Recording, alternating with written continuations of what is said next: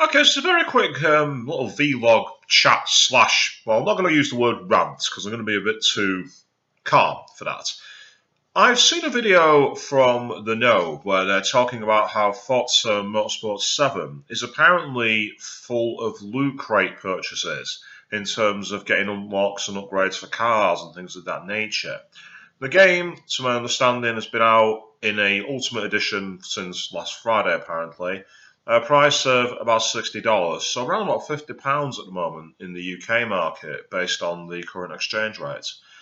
Now, with this, essentially what people are being encouraged to do is, if you bought the Ultimate Edition, apparently you got a massive boost to your game credits that you got for winning races.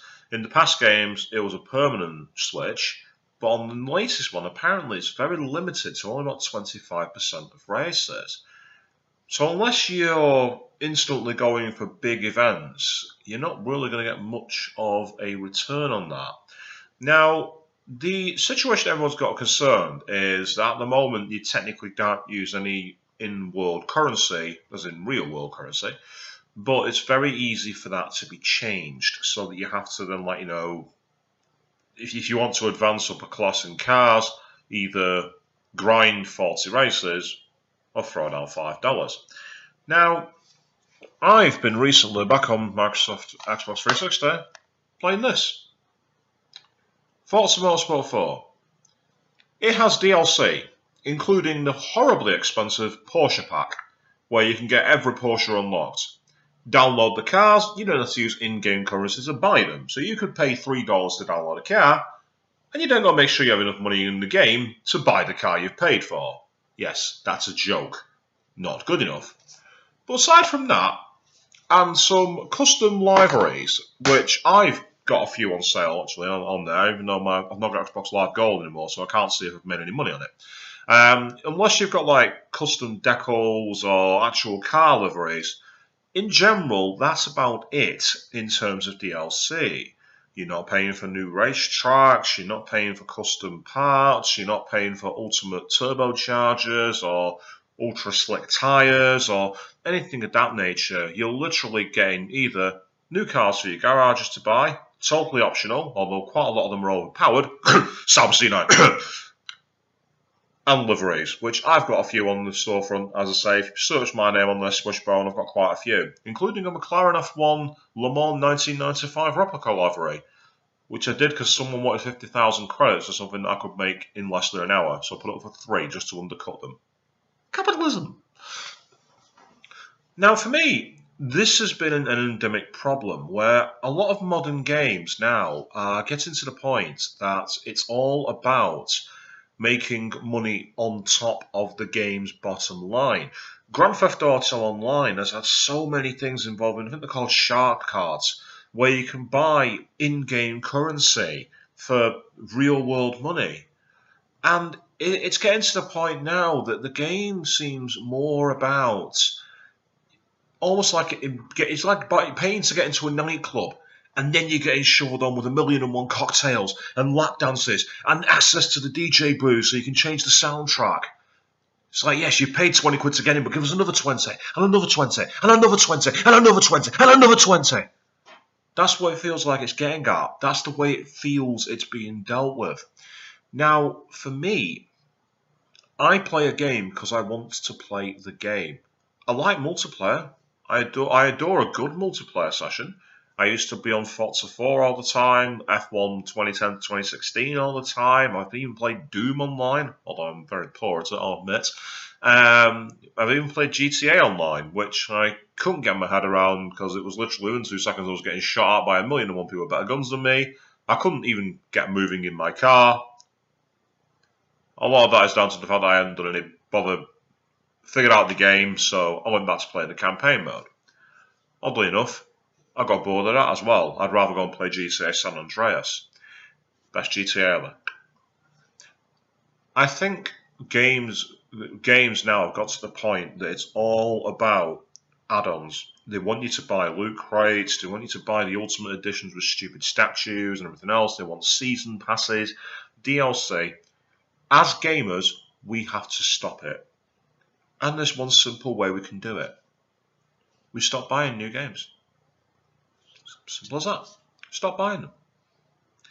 If a developer like Treyarch comes out and says, yeah, Call of Duty World War II, and then within the first week, if you want to get the top-rate German assault rifle or the sniper rifles or access to Allied bombers from the Lancasters, or the DLC at Dunkirk, or you've got to drop another 30 quid. No.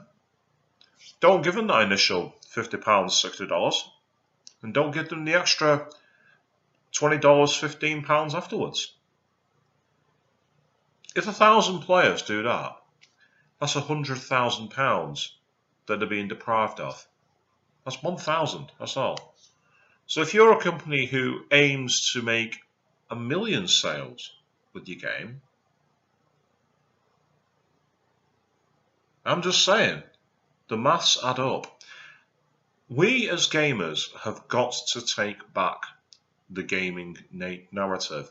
We've got to take back our chosen method of entertainment. If I go back and play a lot of games, I've got a lot on my shelf over there, but I've not got them out for the purpose of this video. I would show you a few, but I've recently packed them all away. But if I want to go back and play Shenmue 2 on my Sega Dreamcast, I put my disc in and I play. I don't have to pay DLC to play Hang On. I don't have to pay DLC to play Outrun, Afterburner, or Space Harrier. I don't have to pay DLC for the secret fights in Kowloon.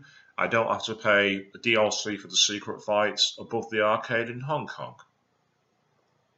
If I go back and play Lollipop Chainsaw, if I want to have a go at killing zombies with these things, if I want to play as Ash's Evil Dead outfit, I play the game, earn enough money, and I buy it in the game. I don't download it, it's not DLC, it's nothing like that. I can literally just play the game, kill enough zombies with Juliet Starling, choose the costume, put it on, off we go. If I want to go and play Mirror's Edge Catalyst, I get into the game and I run, and I take on missions. If I want to set a map and a route around the city for other people to play, I choose the game, I set my points, I hit upload, and people can find it and play it. If you've done it and I want to play your map, I find it and I play it. I don't have to do any downloads, there's no access keys, there's no season pass, there's nothing like that. If I go and play Portal 2, if I want to play through an amazing campaign that's got some of the best voice acting in the world and truly engaging narrative, I can do straight out of the box. If I then want to go and play what I think is the greatest online co-op game of all time, I find a player on my Xbox Live, as long as I've got Xbox Live Gold, but that's another thing entirely. But if I was on the PC, I wouldn't have to do it. I find someone who's got the game, we both build, we both hit start, and we're playing as Atlas and Peabody. No DLC, no extra cost, no season pass. This is a very recent phenomenon, and I'm not against DLC itself.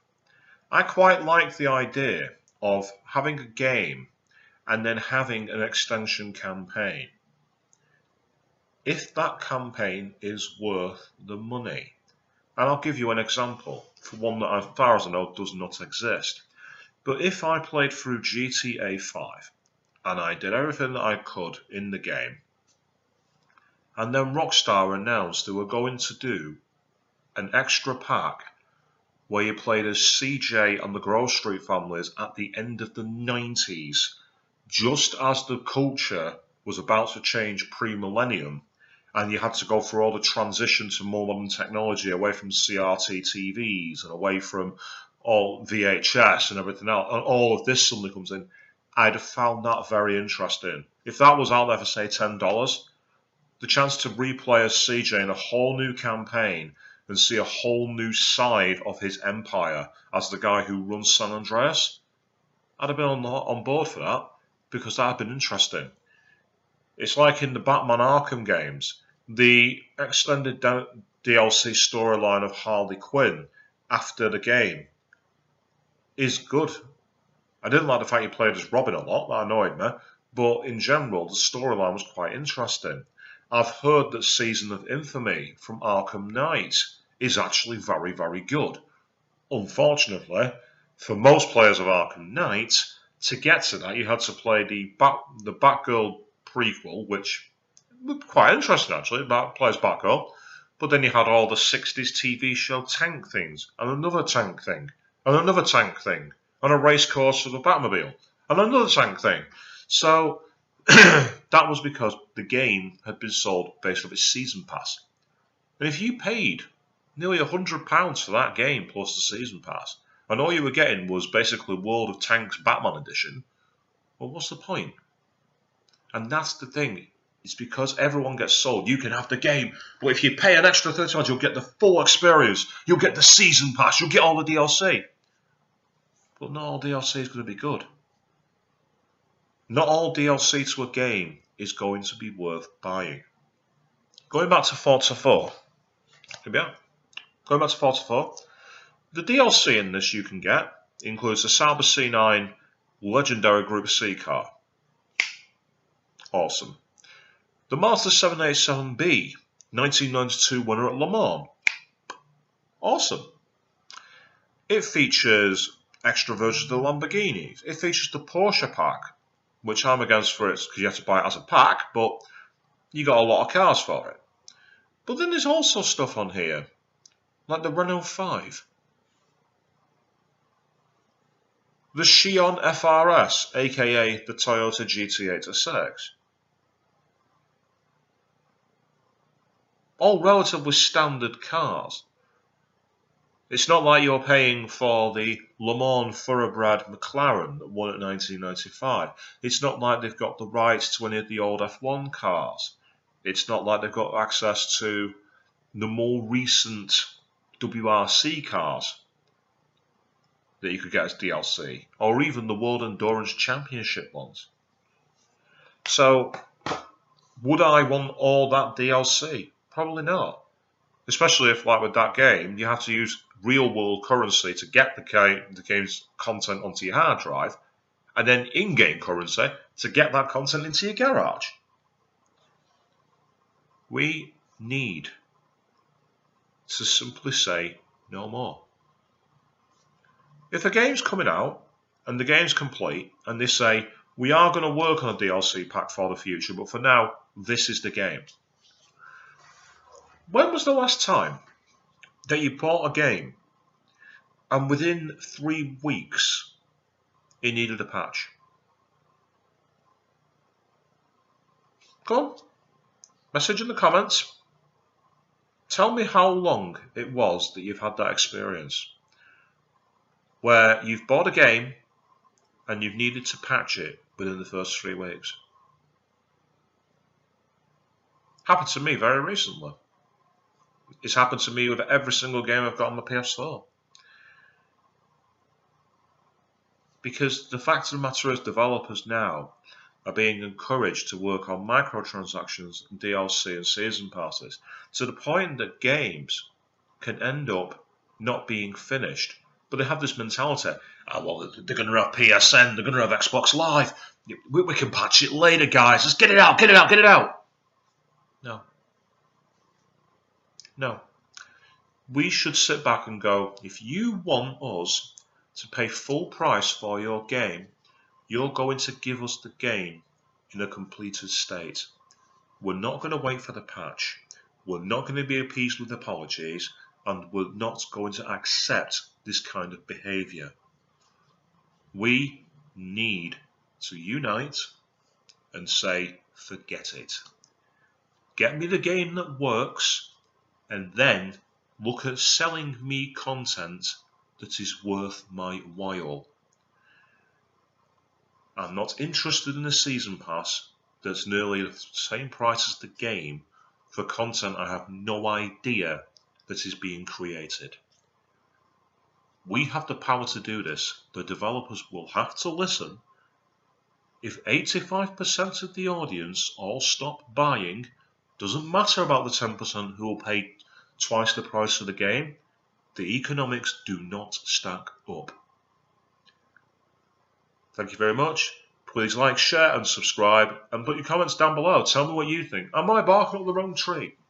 Am I acting like I'm holier than thou and I don't get it with the modern culture? Am I completely out of touch?